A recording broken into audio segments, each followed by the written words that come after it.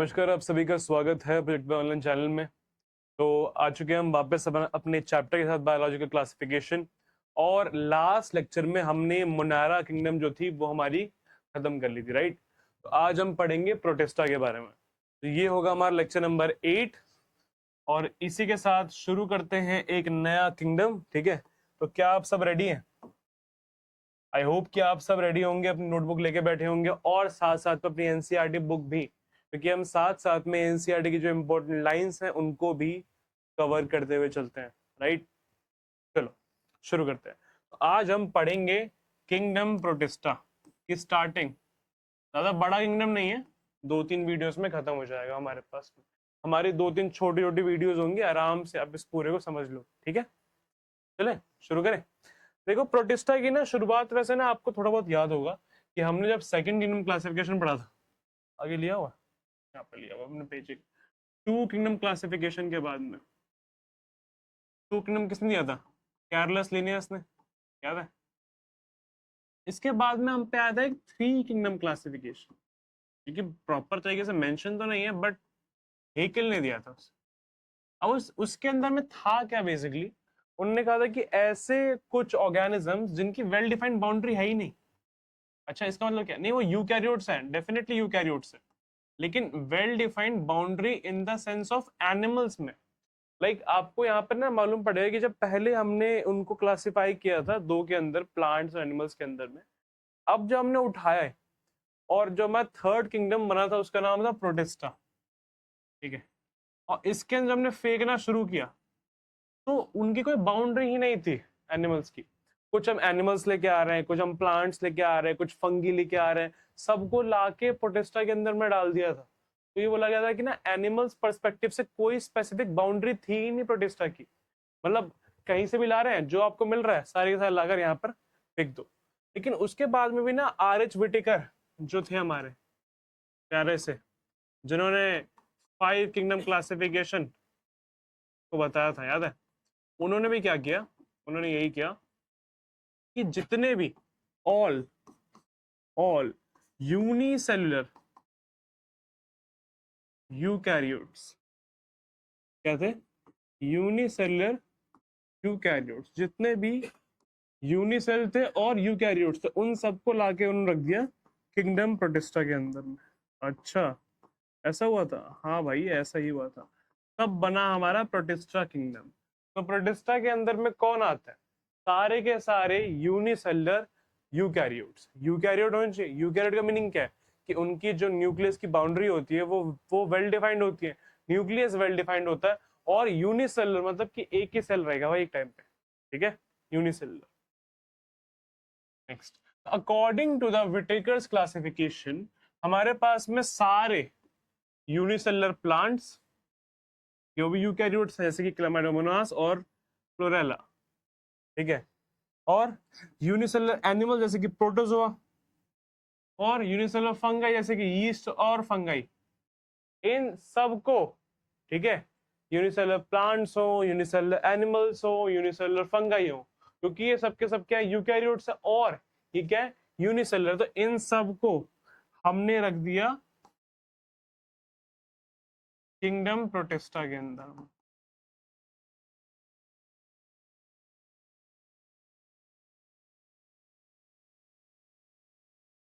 और देख पा रहे हो कितनी अजीब सी चीज है, एक प्रोड्यूसर है, एक कंज्यूमर है और एक डिकम्पोजर है। तो प्रोड्यूसर भी वहीं पर है, कंज्यूमर भी वहीं पर है और डिकम्पोजर भी वहीं पर है। मतलब कि तीनों के तीनों की जो जगह है वो क्या है? सेम आ गई। इसलिए ये भी बोल देते हैं कि यहाँ पर ना बहुत ज्यादा हर एक टाइप का न्यूट्रिशन जो होता है वो इसमें पाया जाता है। हालांकि न्यूट्रिशन डाइवर्सिटी जो है वो मोनेरा के अंदर में ज्यादा है, बिकॉज वहां पे ऑटोट्रॉफ में chemo autotroph, photo autotroph, heterotroph में कीमो हेट्रोट्रॉफ, फोटो हेट्रोट्रॉफ है। लेकिन अगर हम ऐसे बोले इन द टर्म्स की यहाँ पर इस किंगडम के अंदर में, प्रोटिस्टा के अंदर में ना, हम बोले कि न्यूट्रिशन हर एक टाइप का प्रेजेंट, हर एक टाइप का। देखो, यहाँ प्रोड्यूसर भी है, कंज्यूमर भी है और डिकम्पोजर। देखते हैं। तो किंगडम प्रोटिस्टा के अंदर में यही देखेंगे हम कि इसके अंदर में हमारे पास में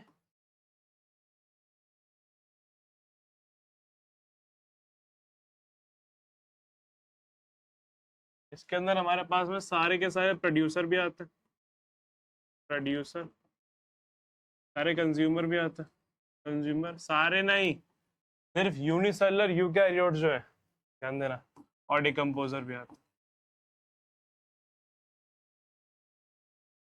इसमें आ गए हमारे यूनिसेल प्लांट्स, यूनिसेल्ड एनिमल्स, यूनिसेल्ड फंगी, तो ये सब के सब इसके अंदर में आ गए, ठीक है। और इससे हमारे पास में ये इस हम कंक्लूजन पे आए कि प्रोटिस्टा के पास में, protista has all type of nutrition,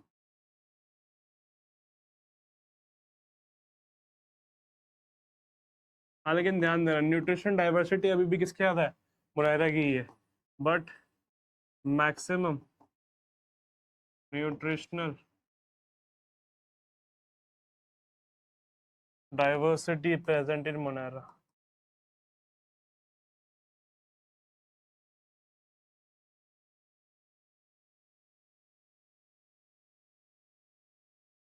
ठीक है, आगे। अच्छा हाँ, थोड़ा सा पहले एक बार एक चीज और समझ लेते हैं। अभी जो प्रोड्यूसर्स है, ठीक है, प्रोड्यूसर जो है, इनके अंदर में हमारे पास में अभी हमें पढ़ना है तीन के बारे में। पहला हमारे पास में क्राइसोफाइट्स,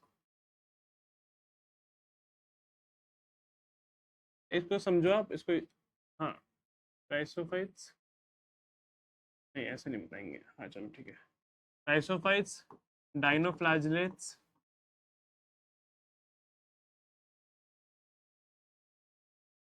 एंड यूग्लिनोइड्स, ये तीनों के तीनों क्या है, प्रोड्यूसर्स हैं, और ये किंगडम प्रोटिस्टा में आते हैं। अच्छा हम इनको स्पेसिफिकली पढ़ने वाले हैं, हाँ हमारे पास में इनके सब टॉपिक्स दिए हुए, तो हम इस हर एक को हम स्पेसिफिकली पढ़ेंगे बाय वन, ठीक है। पहले क्राइसोफाइट्स पढ़ेंगे, फिर डाइनोफ्लाजेल्स पढ़ेंगे, और फिर यूग्लिनोइड्स पढ़ेंगे, ठीक है।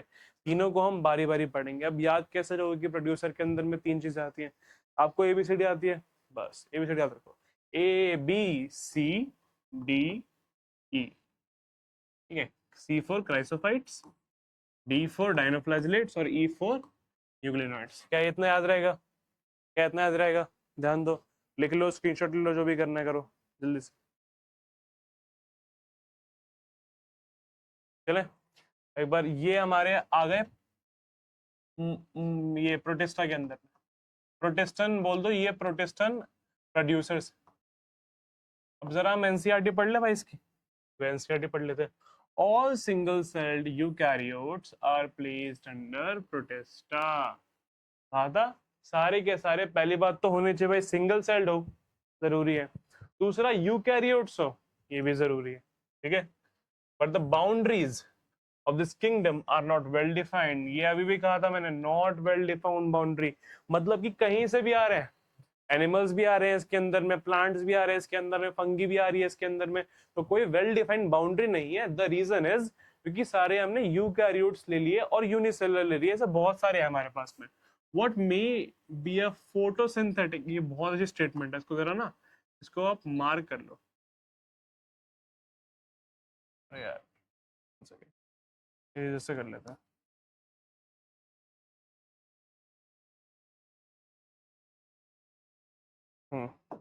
रेड वाले पेन से करेंगे हम इसको, देखो जरा ध्यान से देखना इसको, देखो what may be a photosynthetic protistan to one biologist may be a plant to another. See, ऐसा हो सकता है कि कोई एक बायोलॉजिस्ट बोलेगी भाई ये तो प्रोटिस्टन है, ये तो प्रोटिस्टा किंगडम का, ये फोटोसिंथेटिक है। दूसरा बोले नहीं भाई ये तो प्लांट है। द रीजन इज क्योंकि बाउंड्री सेट नहीं है, इसके वजह से ऐसा भी है कि कुछ लोग उसे प्लांट्स मानते हैं बट वो एक्चुअली यूनिसेल है, बट वो फोटोसिंथेटिक है, बट है तो यूनिसेल, तो उसको उठा के रख दिया हमने प्रोटिस्टा के अंदर, समझे। तो ऐसा हो सकता है कि कोई एक एक ऑर्गेनिज्म को अगर प्लांट माने कि ये भाई ये तो प्लांट है, लेकिन दूसरे के लिए वो एक फोटोसिंथेटिक प्रोटिस्टन हो, definitely possible. In this book we include chrysophytes, dinoflagellates and euglenoids, slime moulds and protozoans. ये पढ़ेंगे हमें भी आगे। Under protista, members of protista are primarily aquatic।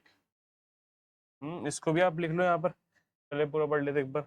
This kingdom forms a link with the other, dealing with plants, animals, and fungi. Being eukaryotes, the protistan cell's body contains a well-defined nucleus and other membranous bound organelles.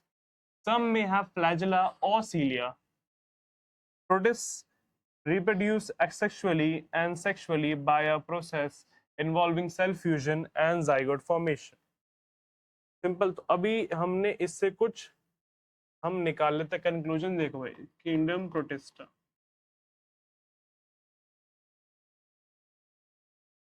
पहला कौन कौन आता है इसके अंदर में? यूनिसेल्ड